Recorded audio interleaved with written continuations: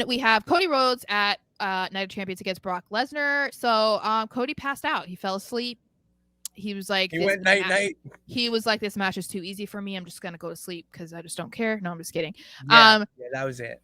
So my main takeaways from this: one, we predicted that ending.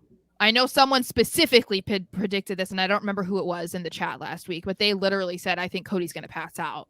I do remember this. Shout out to that peep. I can't remember. I would have to go back and look at it, but yes, I do remember that. And we agreed that we thought that this wasn't going to end traditionally, that this wasn't going to be a pin, that this was going to be a disqualification, this was going to be a pass out, this was going to be something where Cody doesn't tap, whatever, just to continue that feud. So my other takeaway, though, is you can just tell this is such a different Brock Lesnar. Again, we talk about this all the time, and I've talked about it a million times, but this is another match where I was just like, okay, this is not the Brock Lesnar of even just a year ago, because Cody could do whatever he wanted in this match, and Brock was down with it. Brock took how many crossroads? He took Cody cutters. He was doing all sorts of shit. But when he would be in a match with Roman, it was like suplexes. It was F5s. It was, I'll take a spear. I'll take a Superman punch. Like, they weren't doing real, like, athletic wrestling stuff. It was like, I'm a big dude and I'm going to throw you around type of match. Yeah. Big meaty man slap and meat match. And this was not like that, which I liked, because if you threw Cody to that Brock Lesnar, Cody would have been annihilated. We wouldn't be here sitting here talking about Cody passing out. Cody would have tapped within 10 seconds. You know, I'd have a different reaction right now. I would have a different reaction talking about this.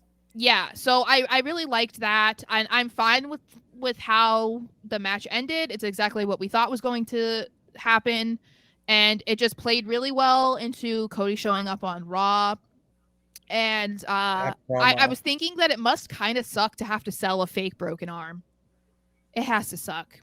It does. I could see him being, banged up, obviously, and probably hurt from that. But there's no way Cody Rhodes is in the sling right now. He would not be on television. Okay, so kayfabe is still real.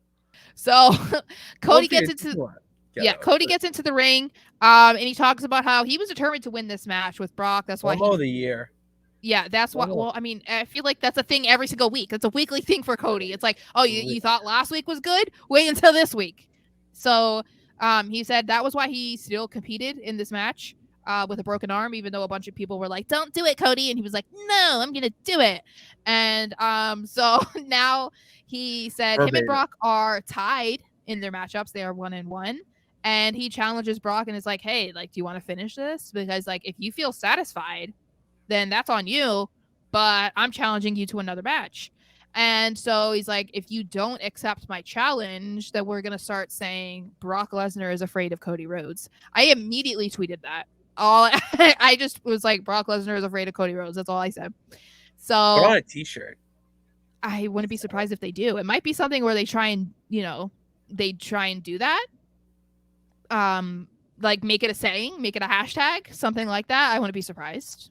So I'm looking forward to this. Obviously, this is going to be something that they're either going to try and have at Money in the Bank, and that's if Cody's not in the Money in the Bank, because a lot of people were wanting him to be in the Money in the Bank match. I'm not for that. I don't want that. I love the idea of him winning the briefcase and cashing it in. But again, he's another guy that doesn't need it.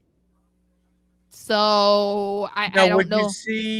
Would you say it'd be a bad thing if he was in the match, but then have Brock come back at Money in the Bank and ruin his chance?